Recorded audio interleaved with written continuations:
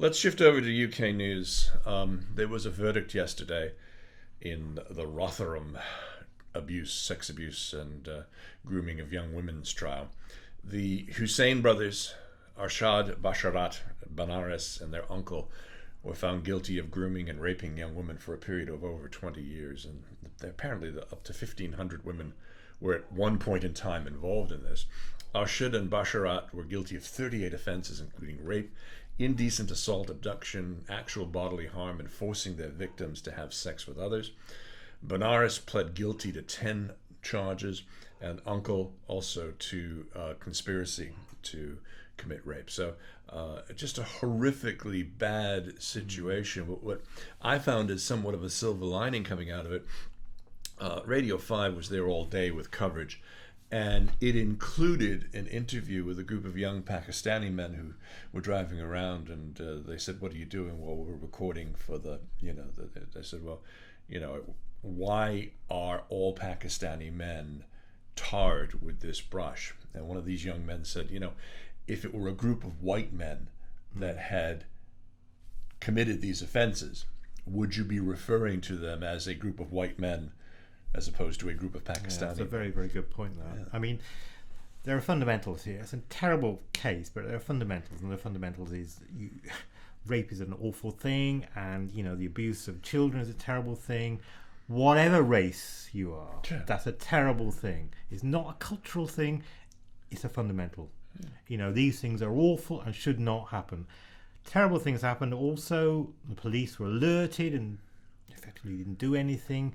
I saw a very good interview with the local MP who raised this issue, and the horrendous cases that she heard had a terrible effect on her, and she had a nervous breakdown, almost came near to that. And she was, quite open about that, because the cases are appalling. They are, and it really bothers me, because I know when we've had Daria, we've also talked a bit about the effects of religion on some people, and I really get offended with institutional xenophobia or institutional racism as well.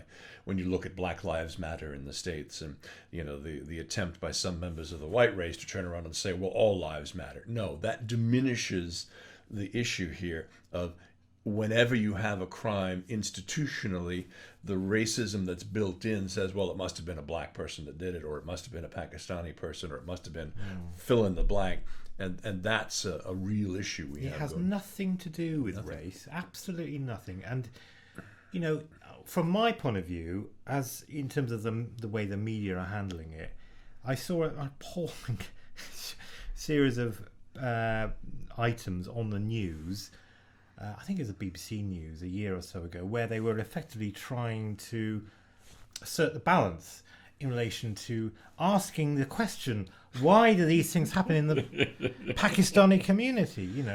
And there is no balance here. These things do happen, and they're awful, and they are nothing to do with race. No, but they are awful things, but yet, and there was no balance there. They do get tarred. An entire race of people, or an entire religion. They do. It just seems patently unfair. It's awful. And, and that's awful. And this alerting going to the police for all these years of these children, they were children, going to the police and saying these things have happened to me, and nothing was happening. Yeah. That's awful. That Terrible. Should not happen. Terrible. That's almost as bad as what did happen.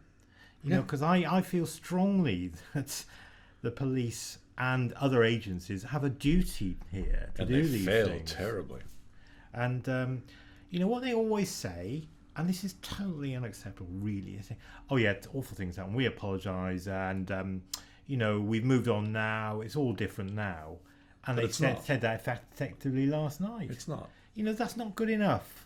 We need to know what happened and why it was allowed to happen then, and we need heads to roll. Exactly, and it doesn't matter what the issue is. A week or so ago, I was giving a talk at the college, UWC Atlantic College, and happened to be on the dais with a member of the Lib Dems, Ed Davey, who was the energy secretary, Yeah.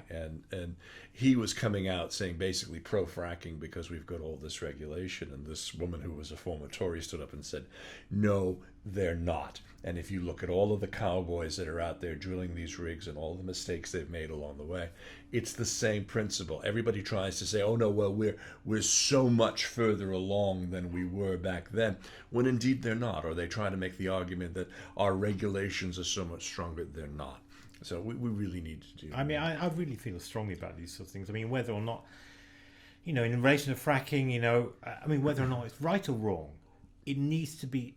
Information is important, and if you go to agencies and official agencies and say this is happening, then it needs to be acted on in terms of fracking. Exactly. They say, it's much better now, but after all the previous horrendous situations, you are rightly sceptical.